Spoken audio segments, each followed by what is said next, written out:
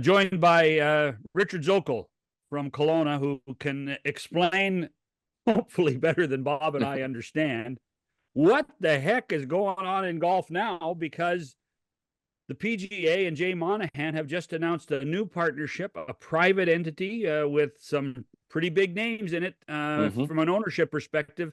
Is this a countermeasure, Richard, to the Saudis, or is this a complementary measure to the Saudis?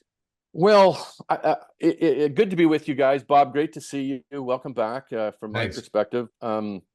This is really weird what's going on. And it's kind of, so the SSG, that is the Strategic Sports Group of a group of owners, 12 of the greatest minds that own, a lot of the big franchises, the Red Sox, Atlanta Braves,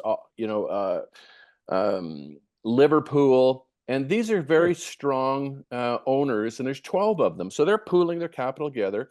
They're acting like a private equity group. And it was announced yesterday that they're going to partner with the PGA Tour into a private company, a new for-profit private company called PGA Tour Enterprises. And they've already stroked the check for $1.5 billion, with another $1.5 billion to come.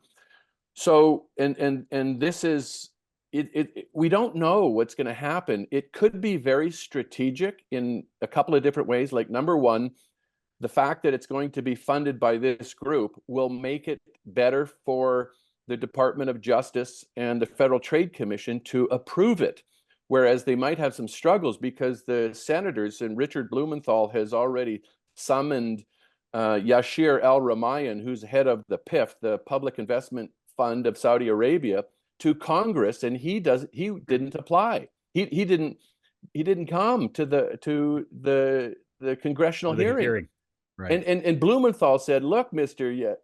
Al-Rumayyan, if you wanted," he thought he had immune sovereignty, and Blumenthal said, "Look, if you want to do business in the United States, you must appear in front of us, or else you can, it's a certainty." So we don't know what's going on. We think that this could be the start of a private equity group. They valued the PGA Tour at $12 billion, which has a lot of question marks around it, because I think there's a strategy in there where the private equity group, this SSG, is going to come in.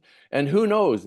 Keep in mind, every private equity group that acquires anything needs an exit strategy. They don't hold on. They got to make money for their investors. That's what private equity does. And so they could be in place to get this thing, and then they could turn around and flip it and over back to the Saudis. There's a number of things that could come through this, and it's going to be fascinating to watch.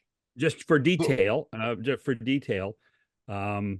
familiar names. If you're in the business of sports, as Bob is for so many years, the name John Henry, Steve Cohen, who owns the Mets, Arthur Blank, who owns the Atlanta Falcons, Mark Lazary, who owns the Milwaukee Bucks. These guys have deep pockets, but I'm just and this appears to me like Jay Monahan.